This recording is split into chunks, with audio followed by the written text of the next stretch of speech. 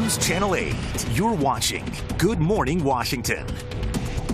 8:41, welcome back. And while many of us enjoy a trip to the salon or a morning style routine with hair dryers and flat irons, could we be doing more harm than good? Here to share the bad habits that could be causing hair loss and what to do to prevent future damage is Dr. Brenda Pellicane from the Washington Institute of Dermatologic Laser Surgery. Got it. It's a mouthful there. Ooh, what a title.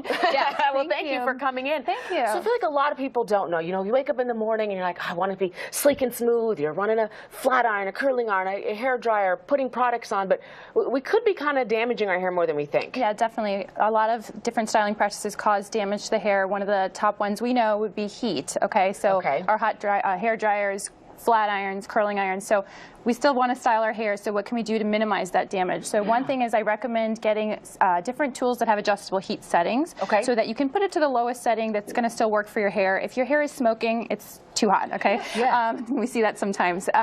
Also, a heat protective spray beforehand can be really helpful. So another place that we get heat that we don't always think about is in the shower itself. So not a steamy hot shower possible. You don't have to do a cold shower, but a warmer shower with a cold rinse is helpful, especially because our hair is most susceptible to breaking when we're in the shower. So comb it before you get in. When you get out, a nice wide tooth comb with a little detangler makes a big difference. A question for you when we go back to the you know, hair dryers and things like that and flat irons. If they've got like the temperature gauge, you know, I have one that goes all the way up to 400. What's like a good number to be at? It's hard. You want to keep it under 350 if possible. But again, if you start seeing that smoking, it's too high. And try to kind of play with it a few times and see what setting will still get you the bend or the straight that you want without really causing too much heat. Okay, perfect. All right, let's move on to what's next. Okay, so next, what can we do that helps the hair a little bit? There's no one magic ingredient that will help us have beautiful hair. It's like with most things. You want a balanced, healthy diet.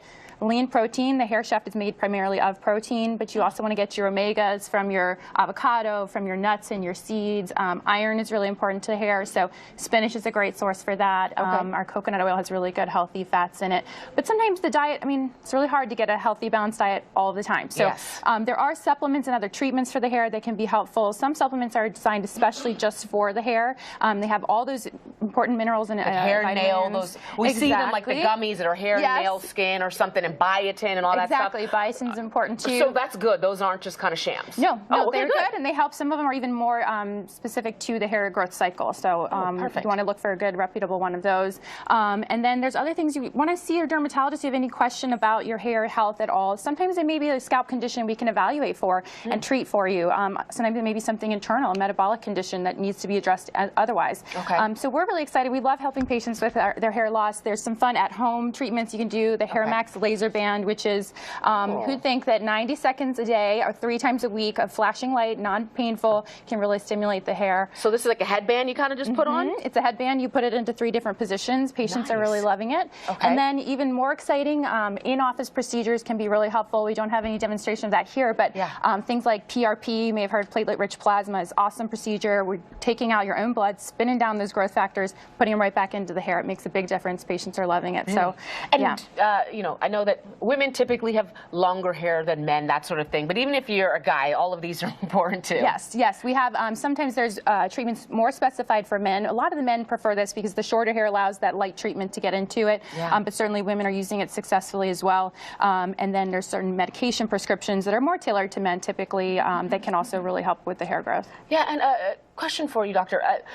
A lot of women, you know, whether you're going out to the gym, that sort of thing, we're wearing headbands or those sort of things to push our hair back, or tight ponytails. What's the deal with that as well? Because I've heard that can be bad for your hair too. It can be, and it's funny, you don't think about something as simple as a ponytail could make a difference, but it's even that low-grade chronic tension puts undue stress on the hair follicle. It creates inflammation, and it can make your hair thin or fall out. And sometimes over a long enough time period or enough stress can be permanent thinning. So, you know, we all need to put our hair back sometimes, exactly when you're at the gym, running, whatnot. So get the elastics that aren't too tight. I like these ones because they still look cute on your wrist when you are able to take them down. And things that are just no metal to help snag the hair out. And try wearing it lower and looser rather than that real tight, severe ponytail, because that does cause stress on it. And then before we let you go, what about color, you know, the older we get, we might have some grays popping through or something like that. But when it comes to color, perms, you know, relaxers, everything like that, what do we need to know?